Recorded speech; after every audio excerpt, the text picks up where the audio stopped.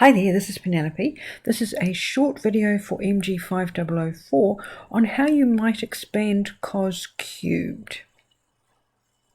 Okay, now this is where we are looking to a certain extent at complex numbers, and you'll need to remember that 2 cos theta is equal to z. We let that happen.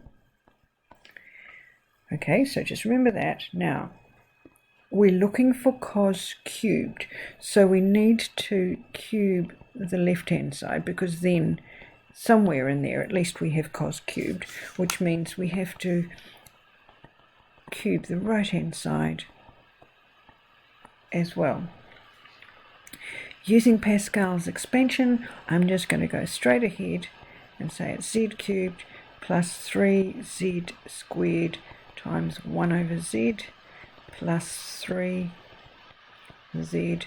times 1 over z squared plus 1 over z cubed.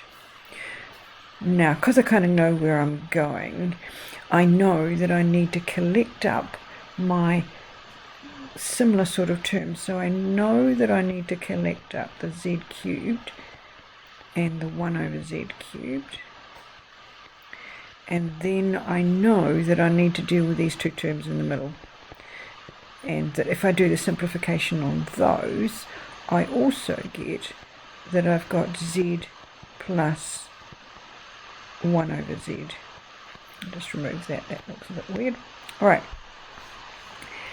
Working backwards then, I know that z cubed plus 1 over z cubed will give me 2 cos n theta. In this case n is 3, and then the second expansion would be 3 times 2 cos 1 theta,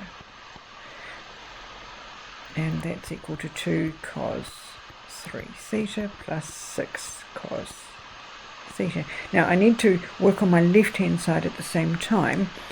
I've got 2 cos theta cubed, which would be 8 cos cubed theta, and we need cos cubed theta, so I just have to divide each side by 8. I should have said this broadcast is being brought to you by Penelope and Sylvie. That's Sylvie that's barking. Never mind. Cos cubed theta. Now if I've divided the left hand side by 8, I have to divide the right hand side by 8.